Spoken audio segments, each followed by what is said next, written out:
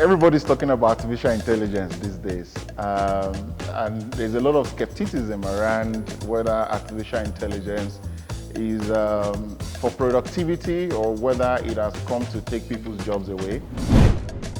For university students, they know what I'm talking about. For a lot of professionals as well, they use ChatGPT. We have something called stupid questions.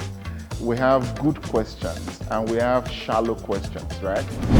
And by the way, artificial intelligence is not just for people working in technology and engineering. You can ask it the way you want, right?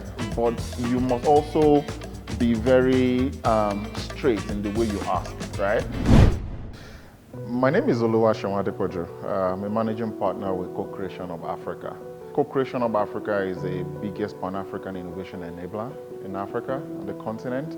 And we're in Nigeria, Kenya, Rwanda, and Namibia. Our Rwandan operation is a research and development lab called the Co-Creation of Design Lab in Kigali, Rwanda. And at the Design Lab, we use interdisciplinary approach to co-create solutions for some of the most wicked problems facing the African society today. And we do this across 4 main sectors: in education, in healthcare, in governance, and also in areas that has to do with frontier technologies and how they provide solutions and create technological solutions for some of the most wicked problems in Africa. So that's Co-Creation of in a nutshell. Everybody's talking about artificial intelligence these days, and there's a lot of skepticism around whether artificial intelligence is for productivity or whether it has come to take people's jobs away. And when it comes to new technologies, people are not sure what the disruptive nature of the technology will be. So sometimes you feel all the fear from people and the skepticism. But I will speak to generative AI, which seems to be the most popular use case at the moment. I'm sure you've heard about ChatGPT. For university students, they know what I'm talking about. For a lot of professionals as well, they use ChatGPT. But ChatGPT, or generative AI generally, is like a big brain of information and data. And your skill in asking the right question from this big brain will determine the kind of responses you get. Take, for example, in normal human conversation, we have something called stupid questions. We have good questions, and we have shallow questions, right? When you take these 3 examples I've given and you bring it into generative AI, they also apply. You can, even though this big brain has all the information and data and different information that you need, if you are not careful in the way you ask the questions, you are not going to get contextually relevant responses that you want. The same way you can ask human stupid question and the human will tell you that's a stupid question. The same way you can ask generative AI, large language model stupid questions. Prompt engineering is simply that process of having a contextually relevant response from artificial intelligence through a deliberate information retrieval strategist, right? That's big English, but just look at how, if you want to get good response from somebody, how you structure your question or how you select your words in getting the right response from a human being. The same way we talk about is in prompt engineering, how you get good response, contextually relevant, and straight to the point need from this big brain that we've just talked about. No, technology has no selection of a sect of a society. Technology is penetrative of all fabrics of the society. So artificial intelligence has come to be mainstreamed in the life of everyone, from the professional setting to the business setting, to the academia, to all the domains where information is needed and innovation is needed. So it's not just meant for a sector of the society. And by the way, artificial intelligence is not just for people working in technology and engineering. Artificial intelligence has come for everybody and is disrupting every fabric of the society, and it's disrupting across sectors as well.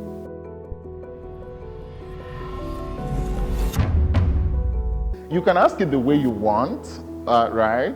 But you must also be very straight in the way you ask, right? The skill of asking good questions as humans must be translated to our fingers when we are also, probing artificial intelligence. And it's very important to understand that, because when you understand the do's, the capability of artificial intelligence and the things artificial intelligence cannot do, you will know how to ask the right contextual questions. Maybe many people actually assume that artificial intelligence is all-knowing, and when you just ask a shallow question, it can read your mind. No, generative AI cannot read your mind. And also, I want to reiterate that generative AI, fundamentally was fed with data and information, right?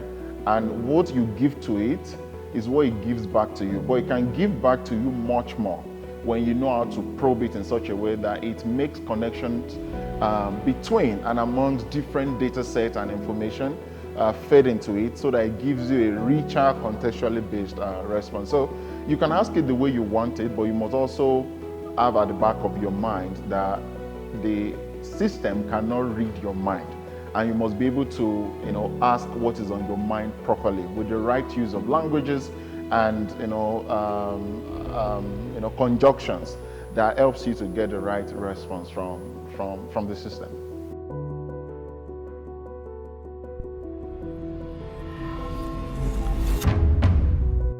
Good question. Artificial intelligence is disrupting business operations a lot. The way people even articulate information is getting better for those who can actually maximize the use of artificial intelligence.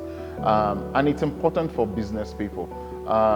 The time it takes to put together a business proposal in the past, or to be racking your brain around the different elements you want to read about or include in your business plan or proposal has changed drastically, because you can have a faint idea on what you want to do at the back of your mind, and generative AI gives you much more information on how you can what has been done, how you can structure what is on your mind. It can also help you in validating or having more information around a particular concept in business. So it's not limited, and prompt engineering is I think especially for business people, it's very important that they know how to probe artificial intelligence better. And also there are other situations or conditions where you are able to plug in artificial intelligence APIs or generative AI APIs into a process in your business that summarizes things, that makes things faster, but also that saves you a lot of time in getting things done. So it's important, and it cannot be overlooked by business people.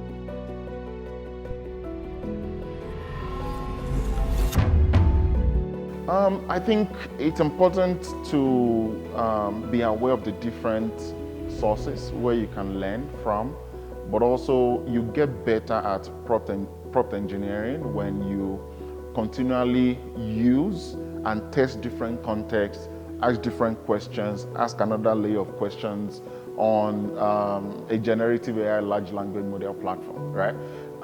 So sometimes it's by practice. When your information retrieval skills actually get better with time, when you interact with the system a lot, but also when the response that has been given to you sometimes is not satisfying for you, it actually helps you rephrase your questions and queries over and over again to the point where you are conscious of what the generative AI can do for you and what it cannot do.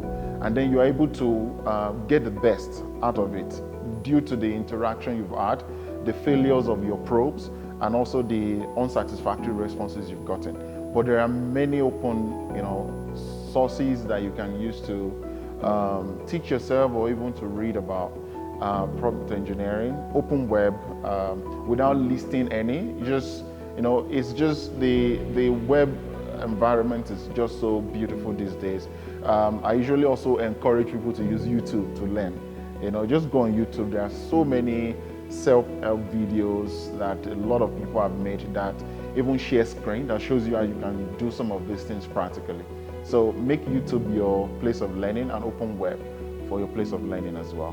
But if you also have people in your network who can also explain a few concepts and things to you, please maximize that network as well. At CCHub, we are very big on capacitating the society in the use of new technology, especially frontier technologies like artificial intelligence that is disrupting the society very fast.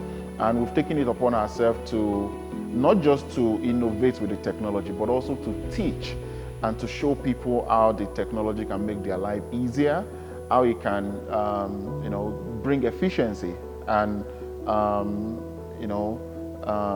efficacy to the work that they do and the daily processes that they go through. So we launched the AI for Business Masterclass 2 months ago, and we had the first session last month, which was really great. That session introduced people to the fundamentals of artificial intelligence.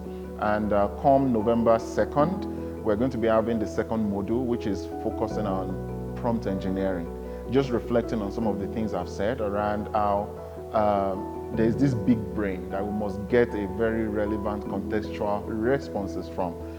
So that session is going to be showing us how to practically, step by step, get the right responses, good information, and contextually relevant responses from generative AI. And it's part of a chain of modules, 12 modules that will be happening for the next 1 year. So I encourage everyone to keep looking out for the next module that builds on the previous one, so that by the time we are done with the 12th module, you can conveniently say that you know the opportunity artificial intelligence has brought, and you also have the requisite skills to participate in the ecosystem.